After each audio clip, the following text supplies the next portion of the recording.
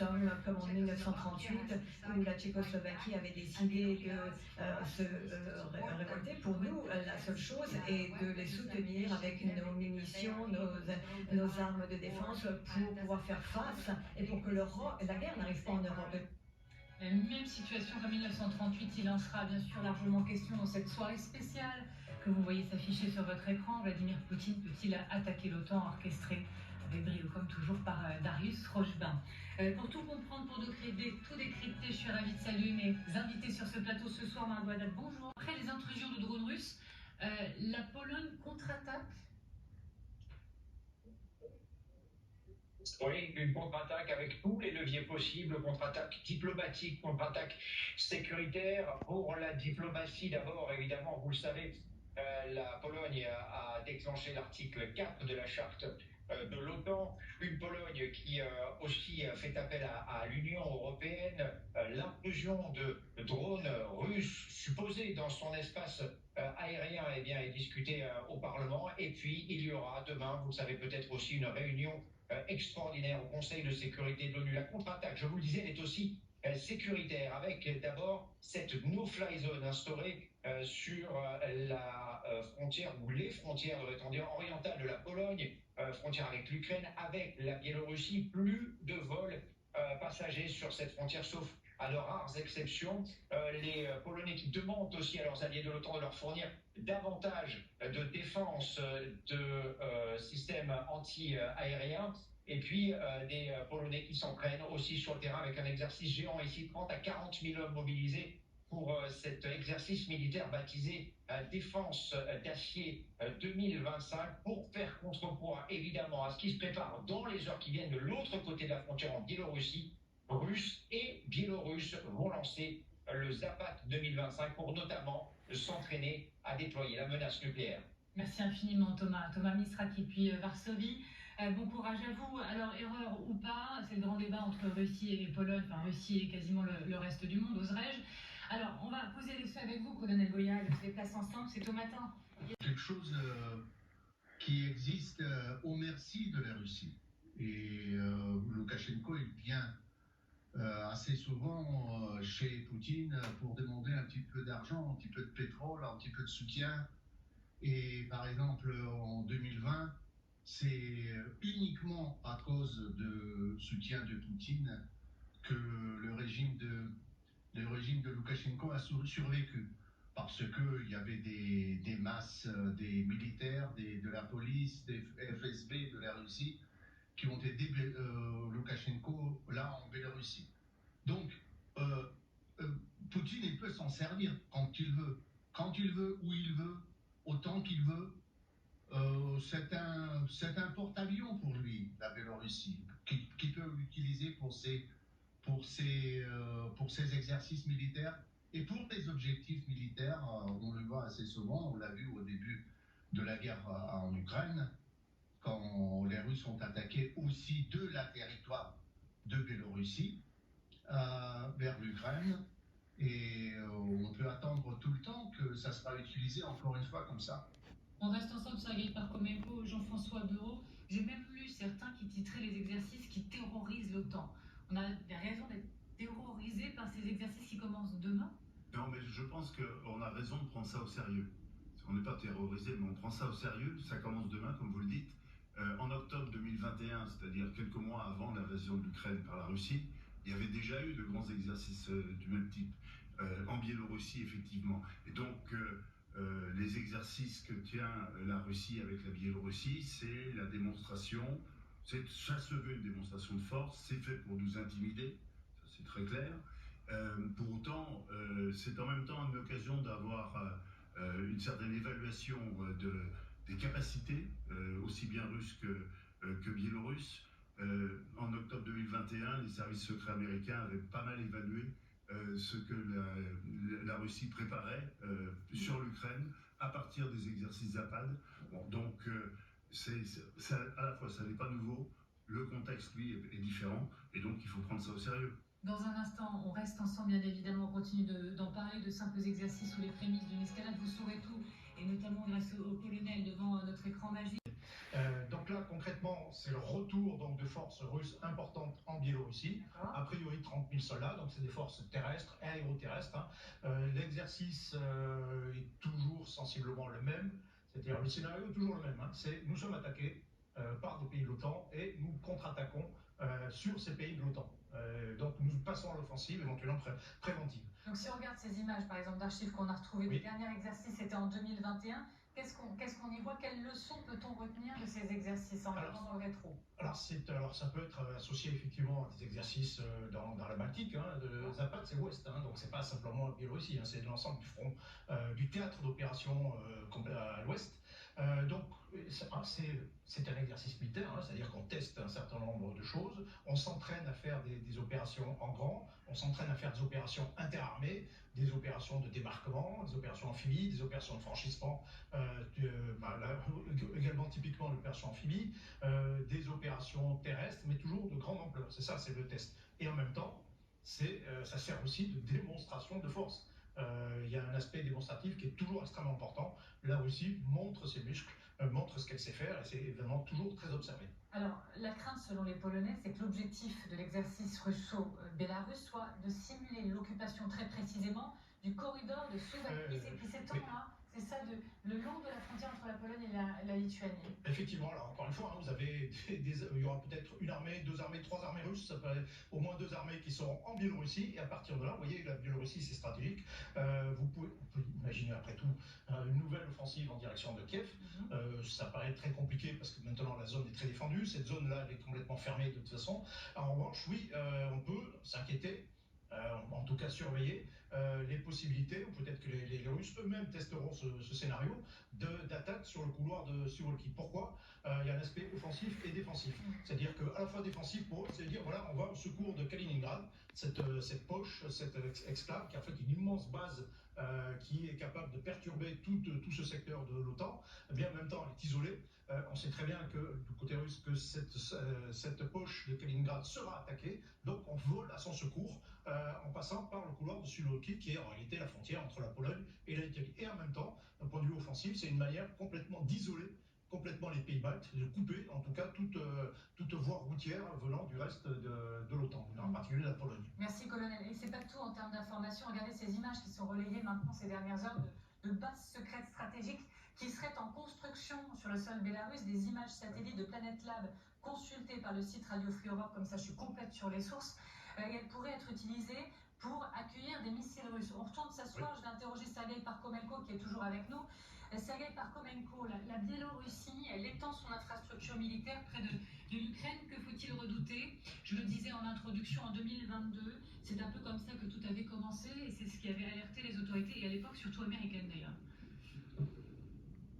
Oui, ce qu'il faut redouter surtout, c'est ce que vous venez de discuter, c'est cette histoire de couloir de Suwałki. Ça, il me semble que c'est ce qu'il y a de plus important, de plus sérieux, quand on parle de la Biélorussie comme possible place d'attaque, comme possible point de départ pour l'attaque des troupes russes. Parce que même les images que vous venez de montrer, les images des exercices sur la mer, c'est quoi cette mer? Il n'y a pas de mer en Biélorussie, mais il y a la mer tout à côté.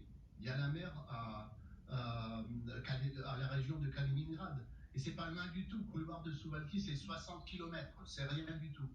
Et c'est le point le plus faible, le point le plus vulnérable des communications entre les forces importantes de l'OTAN qui sont en Pologne, en République tchèque, en Allemagne et les pays baltes.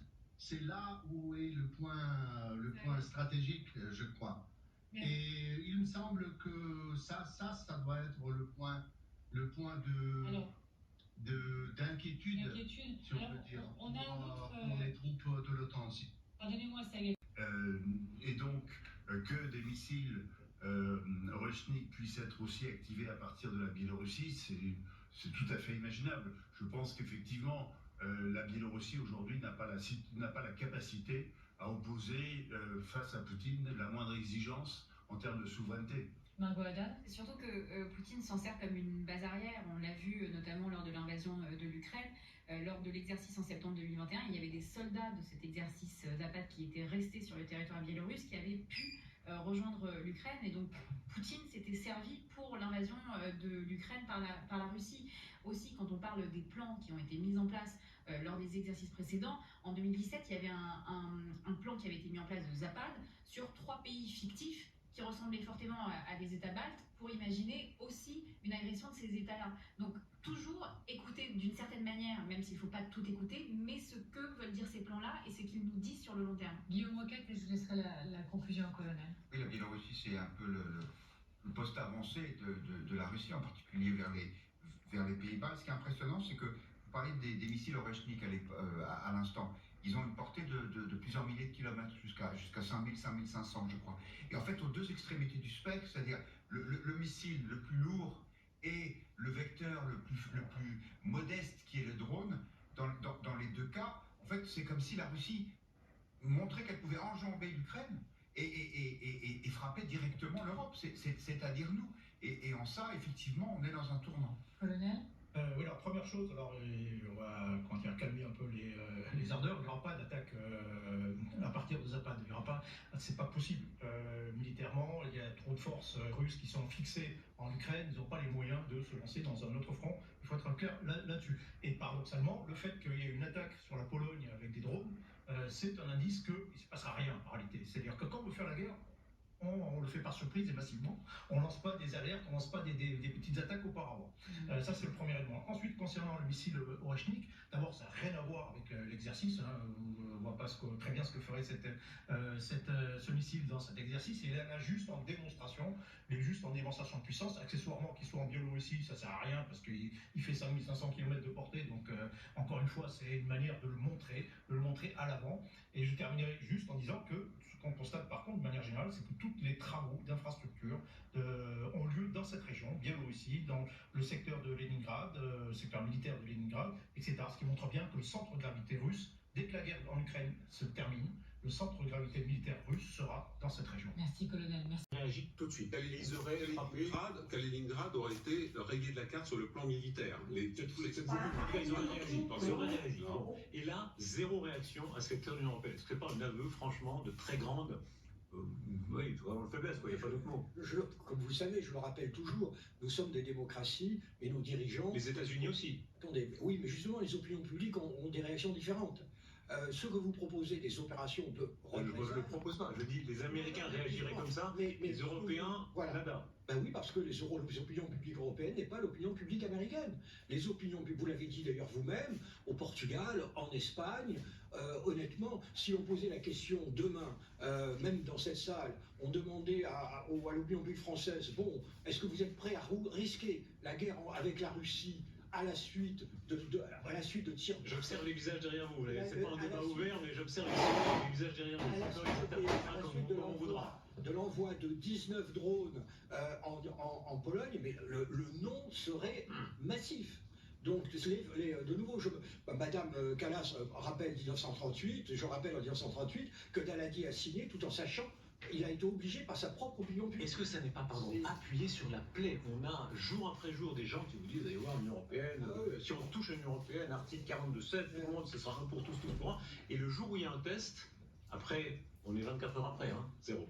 Vous savez, ça c'est ce que je soutiens depuis 3 ans. Depuis 3 ans, nous avons des dirigeants européens qui sont en train de bomber le torse tous les 3 mois en disant nous ne laisserons jamais tomber l'Ukraine. Et au bout de 3 ans, la production industrielle a un peu augmenté, mais à l'évidence, les Européens ne sont toujours pas prêts à mourir pour l'Ukraine. Et donc je me pose même des questions s'ils sont prêts à mourir pour la Pologne. En tout cas, pas si la Pologne est simplement l'objet de l'envoi de drones. Il y a cette réalité européenne. Et justement, du point de vue de Poutine, c'est ça aussi qui l'intéresse. C'est de tester. Alors les Américains d'un côté, qui sont les plus importants évidemment, et le test, c'est que l'ami Trump fait tweet. Mais du côté aussi... Il a dit on y est. Voilà. On va savoir ce que ça veut dire. Voilà, ça y est, c'est parti. Et du côté des Européens. Et donc vous avez raison, il peut être relativement satisfait jusqu'ici du test. Alors regardons la suite, mais d'abord... Oui, il y a quelques leviers. La Baltique, c'est un lac otanien aujourd'hui. La Russie est complètement coincée dans l'espace baltique. Eh bien, il faut l'utiliser pour avoir une politique beaucoup plus agressive de contrôle de tous les tankers russes, officiels ou non. Il faut non pas geler les avoirs russes, mais il faut les dégeler pour les récupérer. Il faut prendre, et plus ce que je souhaite, à savoir ce déplacement du bouclier. Et Pierre, je vous taquine. Oui, ça fait un peu opérette d'Offenbach. Vous dites il faut, marchons, Bah oui. et on marche toujours pas en réalité. Oui. Sauf que moi je suis journaliste éditeur géopolitique à TF1 LCI, et donc je ne suis pas encore, j'attends un appel pour savoir si je Le ministère de la Défense est libre. Le ministère des Armées sera sans doute libre. Mais ce serait certainement une femme, apparemment. Voilà. Alors, on va proposer votre nom. Attendez. Mais donc, comment dirais-je, dans ce que je veux dire, Darius, il y a des possibilités. Et d'une certaine façon, Poutine se dit, mais ils sont incroyables. C'est incroyable. Je veux dire, on leur rentre dedans, on provoque, il ne se passe rien. Et c'est pour ça qu'on peut parfaitement rentrer dans un bras de fer. Hier soir, je citais la crise des missiles de Cuba. Khrouchtchev pensait que le petit président Kennedy, ce genou qui avait quand même fait la guerre assez brillamment, eh bien, il céderait. Le jeune président américain n'a pas cédé, ça a duré 15 jours, je crois, et les soviétiques ont remballé leurs missiles. Donc il y a une voie pour la fermeté, mais bon, Gérard l'a dit, nous sommes des démocraties, il y en a 27, il y a l'OTAN, 32, c'est pas simple. Là, si on laisse passer ce coup-là, eh bien, il y aura effectivement sur les Pays-Baltes ou d'autres cibles des événements de cette nature. Parlons-en, Pierre et vous, regardez ce qui se passe avec l'exercice Zapad, puisque c'est la suite de l'histoire que nous sommes en train de voir sous nos yeux. Très important exercice, cette fois de l'autre côté de la frontière. On a compris qu'il y a plus 40 000 de soldats polonais qui seront à la frontière de la Biélorussie et de la Russie. De l'autre côté, 40 000 de soldats du côté russe, avec ces exercices Zapad de très grande ampleur. On rappelle que Zapad, ça veut dire ouest, donc déjà le mot a une signification un peu inquiétante pour l'Europe de l'Ouest, enfin ils en font beaucoup de ces exercices, et on voit à quel point les Russes, d'ailleurs ça commencera demain, vont développer un très important exercice vraiment aux portes exactement de l'Europe. Oui, aux portes de l'Europe, et avec un objectif d'exercice très sympathique, puisque ça consiste à la suite d'une agression de l'OTAN contre les Russes et les Biélorusses, de prendre le contrôle du couloir de Soloviki, qui est ce couloir qui relie l'exclave de Kaliningrad. Esclave, ça fait toujours un peu savant, donc là, Kaliningrad est une partie russe sur la Baltique et qui est reliée par ce couloir à la Biélorussie, et le couloir sépare les Pays-Baltes, la Lituanie, de la Pologne. Si ce couloir était véritablement pris, les Pays-Baltes seraient pour le coup coupés terrestrement de leurs alliés. Ça, c'est un scénario qui n'est pas complètement dingue. Dans la montée en escalade, Poutine a souvent, et son entourage, utilisé le fait que des russophones présents dans les Pays-Baltes seraient maltraités. Donc ça, c'est un classique du genre. Et donc, en quelque sorte, en disant, mais regardez, il y a un nouveau génocide, parce que c'était l'argument qui était utilisé sur le Donbass qui est en cours, je prends position. Juste une chose, je vous invite, ceux qui sont en plateau, qui nous regardent, à regarder une série de la Finlande, Conflict, que vous avez peut-être vu, qui est extrêmement intéressante. C'est une série de fiction où la Finlande, une péninsule de la Finlande, est envahie par des mercenaires, on ne sait pas. Bon, ils parlent un peu russe quand on les écoute, voilà. Mais c'est une série en 6 épisodes, et c'est très intéressant pour voir comment, en dessous du seuil de la dissuasion nucléaire, de la montée en puissance, il est possible de déstabiliser certains pays d'Europe, surtout si nous, on envoie comme message au Kremlin, écoute, vas-y mon petit pop, mon petit star, mon petit tsar, de toute façon, nous, on est... Bonsoir Marius Rochebin. Écoutez, c'est ressenti avec beaucoup d'émotion et d'inquiétude de la part des populations polonaises. Il faut quand même voir ce que ça représente, cette incursion, cette attaque selon le vocabulaire choisi. C'est donc 19 drones qui ont franchi la frontière en pleine nuit. Ça a suscité une alerte générale, une réunion du Conseil des ministres en pleine nuit polonais, l'envoi de SMS à toute la population pour lui demander, en particulier dans les zones de l'Ouest, de rester confinée chez elle. Donc oui, beaucoup d'émotions et d'inquiétude, avec le sentiment que la menace russe se rapprochait dangereusement de la Pologne. C'est ce que vous racontez, ce que vous dites est très fort. On parle d'un très grand pays d'Europe, on parle des grandes capitales d'Europe dont l'aéroport a été fermé, et on a en ce moment une partie de l'espace aérien polonais qui est fermée. Oui, c'est évidemment que la menace continue. À partir du moment maintenant où il y aura des vagues avec des centaines de drones qui seront lancés sur l'Ukraine, la question c'est est-ce qu'il y en a qui sont destinés à la Pologne? En fait, pour répondre, En réalité, ces drones, c'est pas les drones normaux. Ils ont été modifiés pour aller plus loin avec un deuxième réservoir qui a été ajouté sur le dessus. On sait que depuis le mois de juillet, certains des drones qui sont interceptés par les Ukrainiens, quand ils les analysent, il y a des cartes SIM polonaises. C'est-à-dire que l'objectif, c'est que quand ces drones rentrent dans l'espace aérien polonais, les Russes peuvent reprendre le contrôle pour continuer à les cibler. On sait qu'il y a certains de ces drones qui sont arrivés par l'espace aérien de la Biélorussie. C'est-à-dire que l'idée qu'ils aient pu être brouillés par de la guerre électronique ukrainienne est impossible, puisque là, c'était via la Biélorussie. Donc en fait, c'est une attaque délibérée. C'est délibéré, volontaire, et maintenant, si l'Allemagne est capable de dire que ces drones avaient pour objectif « je la chauffe », peut-être qu'ils ont été capables aussi d'analyser le système de navigation, le système de mission, en sachant quels étaient les waypoints, c'est-à-dire les points de passage qui étaient déjà enregistrés. Est-ce qu'on sait, Xavier, avec quelle quantité de charges explosives ces drones étaient équipés? 3 à 5 kilos. C'est pour ça que justement le toit de cette ferme a été soufflé. Si c'était un drone type Shahed, là on est plutôt autour de 80 kilos d'explosifs, ça aurait été beaucoup plus colossal. 3 à 5 kilos, ça tue quand même quelqu'un très très largement. Fondamentalement, c'est plutôt des Gerbera, si j'ai bien compris. C'est des Gerbera à 100%. 100%, donc c'est des plus petits. Qui sont multi-rôles, enfin ils peuvent remplir plusieurs missions, c'est forcément délibéré. Il faut être clair là-dessus. Il peut y avoir des problèmes de programmation, hein. Ce sont des drones qui sont programmés. Il peut y avoir des erreurs, vous ne pouvez pas avoir 19 erreurs, d'autant plus que ça vient d'endroits différents et qui se rejoignent sensiblement autour de la même zone. Il y a un qui est allé très loin, mais les autres se regroupent autour de la même zone.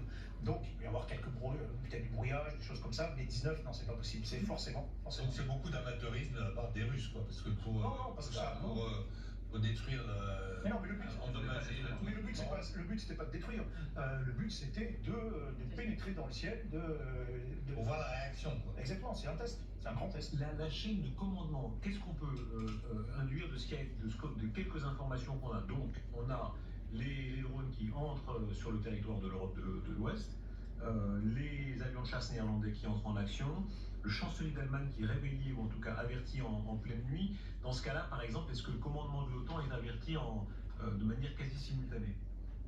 Avant, déjà, on sait que les drones sont en train d'arriver parce que, les Ukrainiens le disent, ils partagent des cartes en source ouverte, et deux, parce qu'on a quand même des radars, et c'est pas au moment où ils passent la frontière qu'on le découvre. Ces drones, on les voit à plusieurs dizaines, centaines de kilomètres, notamment avec les AWACS. Plus on est haut, plus on est capable de voir des cibles qui bougent en basse altitude. Et on a des AWACS qui sont quasiment en vol en permanence. Il y en a quand même eu 3 qui ont décollé, enfin il y en avait 3 en vol au même moment. Donc on a une vision qui est très très précise. Les AWACS, forcément, c'est des avions qui répondent aussi à l'OTAN. Les Pays-Bas, quand ils ont décollé, c'était des avions de l'OTAN. En fait, on dit toujours que c'est des Pays-Bas, mais quand on fournit nos avions et qu'on les met là-bas, ils appartiennent à l'OTAN. Ils appartiennent plus à la France. Et ils sont sous commandement de l'OTAN. Donc là, les Allemands, les Américains, les Polonais, toute l'Europe était au courant. Écoutez la défense de la Russie. C'est l'ambassadeur Orlov qui était sur ce plateau tout à l'heure. C'était l'ambassadeur historique de la Russie en France. Il a été très longtemps en poste et lui soutient que c'est une erreur. Et voit son explication. C'était une erreur. C'était c'était un accident. C'était une entrée accidentelle dans l'espace aérien de Pologne. D'ailleurs, notre ministère de la Défense a averti tout de suite les Polonais que la Pologne n'est pas visée par ces drones, et en même temps, ils ont dit nous sommes prêts à répondre à vos questions si vous les avez. On a été tout à fait constructifs et je crois que c'était accidentel. Pour le moment, elle n'a pas présenté les excuses, mais écoutez, ça peut arriver n'importe qui, vu la situation, les circonstances. Ah oui? Pas tout à fait. 19 drones sur un pays souverain? Si. Ces drones, je crois qu'elles étaient parties pour attaquer l'Ukraine, puisque cette nuit-là, on a bombardé quelques usines d'armement dans l'ouest de l'Ukraine, et ça faisait partie de cette attaque. Alors, c'était une erreur, mais pas d'excuse. C'est effectivement... De toute façon, les Russes ne s'excusent jamais. La plupart du temps, ils sont dans la délégation, et puis ensuite, on oublie d'ailleurs, dans la presse russe, il n'y a absolument aucune explication sur le sujet. Simplement, ils disent mais c'est peut-être les Ukrainiens, en fait, c'est peut-être des faux drones russes. Le choc en Pologne, Étienne de Poncin, vous êtes toujours avec nous, vous êtes l'ambassadeur de France sur place. On peut peut-être jeter un œil à ce qui s'est passé. Un président de la République de Pologne, puisqu'il y a Premier ministre et président, ils ont deux lignes politiques. Des Polonais qui sont très inquiets, qui se sont tournés vers leurs alliés de l'Union européenne, leurs alliés de l'OTAN, et notamment aussi vers la France, qui a répondu présente. Le président de la République a eu de nombreux échanges avec le Premier ministre Donald Tusk, et comme vous le savez, il a annoncé un renforcement de notre présence sur le flanc Est. Je voudrais dire aussi que sur le plan bilatéral, ces demandes d'aide se situent dans la continuité du traité très important qui a été signé récemment à Nancy, le traité de Nancy entre le président de la République et le Premier ministre Tusk, justement, le 9 mai, et ce traité qui est assez novateur et qui, d'une certaine façon, anticipait ce qui se passe aujourd'hui, prévoit une aide dans le domaine de la défense et une coopération accrue avec, je dirais, une réassurance en cas d'agression armée. Et donc, même s'il n'est pas encore totalement ratifié, ce traité, nous l'avons d'une certaine façon mis en application par anticipation depuis quelques jours. Et c'est important de noter que nous renforçons au cours des derniers mois de façon considérable les échanges dans le domaine de la sécurité et de la défense. Et de ce traité de Nancy. On apprenait que le chancelier Merz a été averti dans la nuit par... je ne sais pas si vous m'entendez de Bruxelles, le chancelier Merz a été averti dans la nuit. À votre connaissance, vous l'avez-vous fait vous-même? Est-ce que le président de la République, est-ce qu'Emmanuel Macron, en tout cas Élie Georges aussi, était avisé dans la nuit? Non, ça je ne le sais pas, non. Je sais que le Premier ministre Tusk, évidemment, et tout le gouvernement a tenu une réunion de crise à 6h du matin, le jour de l'attaque. Le président de la République ne donnait pas d'informations à ce sujet. Merci beaucoup Étienne de Poncin, c'est très précieux de vous avoir en direct de Varsovie. Encore un tout petit mot sur l'aéroport, moi je suis très frappé de ça, ce que ça représente. Il faut s'imaginer si Charles de Gaulle était fermé pour une raison de défense militaire, c'est pas un incident technique, c'est une défense militaire. En 2025, c'est vrai que ça résonne, les Polonais disent depuis 1945 ça n'était jamais arrivé pour une telle raison, Étienne de Poncin. Oui, absolument, c'était par précaution qu'ils ont fermé l'aéroport, ils l'ont d'ailleurs réouvert assez vite, mais ça montre que leur dispositif de sécurité aussi est en place et que donc ils étaient préparés d'une certaine façon à ce type d'événement.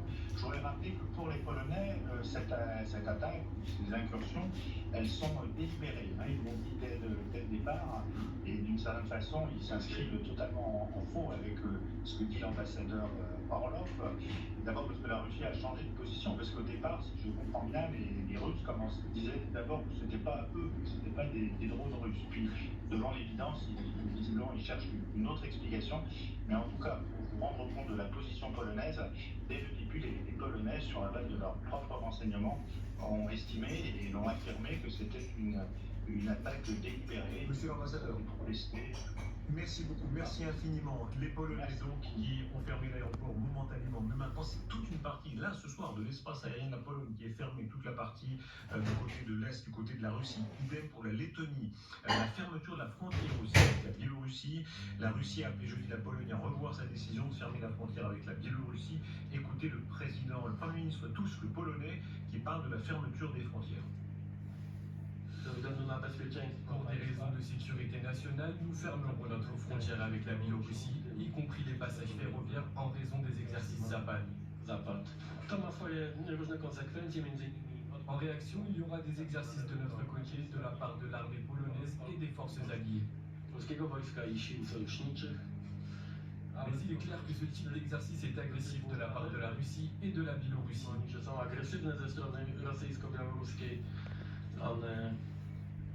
Leur cible est le célèbre corridor de Suwałki. Aidez-nous à comprendre ce qui se passe. Cette frontière polonaise où d'un côté on a 40 000 hommes qui sont dépêchés côté OTAN et 40 000 hommes aussi, en tout cas au moins un côté russe. Ce sont des exercices très importants Zapad qui sont menés. Oui, il faut bien comprendre qu'il n'y a pas de grandes unités russes en permanence en Biélorussie. Et donc ces grandes unités, ces divisions, voire des armées complètes, il y avait 3 armées complètes en fin 2021 qui étaient en Biélorussie. Elles arrivent pendant ces exercices Zapad. Donc là, la nouveauté, c'est on voit arriver l'armée russe en Biélorussie assez massivement. c'est pas énorme, on n'est pas du tout dans le volume des exercices précédents, tout simplement parce que l'armée russe est quand même occupée en Ukraine, mais ils ont tenu à faire cet exercice. Et donc il y a effectivement des troupes russes maintenant en Biélorussie où elles peuvent menacer quand même un certain nombre de pays. Elles peuvent menacer l'Ukraine, après tout. Hein.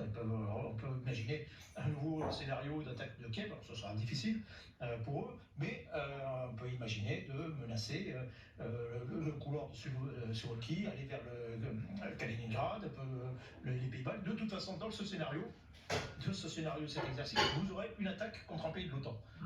Alors qui sera présenté comme contre-attaque, hein, bien sûr, c'est défensif, mais les Russes qui seront en Biélorussie, au moins, simuleront une attaque d'un pays de l'OTAN.